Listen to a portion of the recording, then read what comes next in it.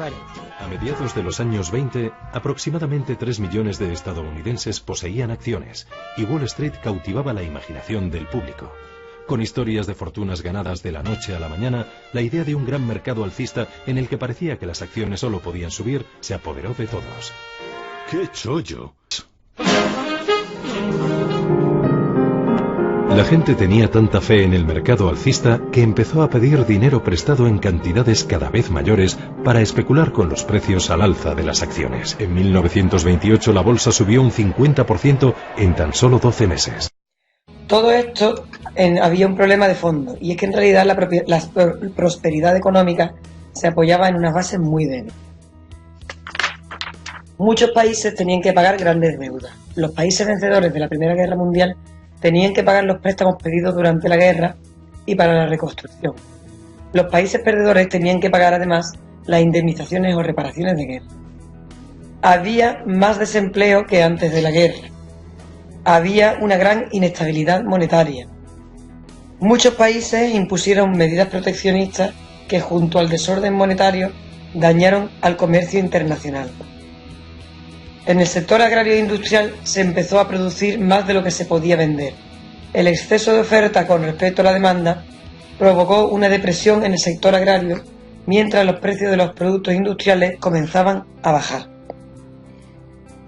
El resultado fue la crisis del 29. Empezó en Estados Unidos con una gran caída de precios en el sector agrario que arrastró detrás de sí al sector industrial. Los grandes inversores, mejor informados, vendieron sus acciones en bolsa, que sabía que iba a bajar. El pánico se extendió. Todos querían vender sus acciones antes de que su valor bajara más, pero pocos querían comprarlas. Entre los días 24 y 29 de octubre, los llamados jueves negros, lunes negros y martes negros, el precio de las acciones en la bolsa de Nueva York se hundió. Es el llamado crash o crack del 29. Particulares, bancos y empresas se quedaron sin dinero para hacer frente a sus deudas. Al acudir en masa a los bancos a retirar sus ahorros o a recuperar sus inversiones, muchos se encontraron con que estos no tenían suficiente dinero para pagarle lo que les debían. Se sucedieron así las quiebras de bancos y empresas. La crisis que había estallado en Estados Unidos se contagió al resto del país, de los países, ya que en Estados Unidos, acordaros de que era el principal inversor y acreedor a nivel mundial, se convirtió en una depresión. La depresión de los años 30, conocida como la Gran Depresión, se prolongó hasta la Segunda Guerra Mundial. El paro y la pobreza se extendieron por el mundo desarrollado, y con ello la frustración y el descontento. Las respuestas planteadas por los gobiernos para superar la depresión de los años 30 fueron variables. Las recetas del liberalismo clásico para corregir este tipo de situaciones, reducción del gasto público, contención salarial, no funcionaron y crearon más paro y estancamiento. En general, los gobiernos profundizaron en tendencias que ya habían comenzado a dominar años antes. Proteccionismo, manipulaciones del valor de la moneda. Lógicamente, estas medidas acentuaron las dificultades en el comercio exterior.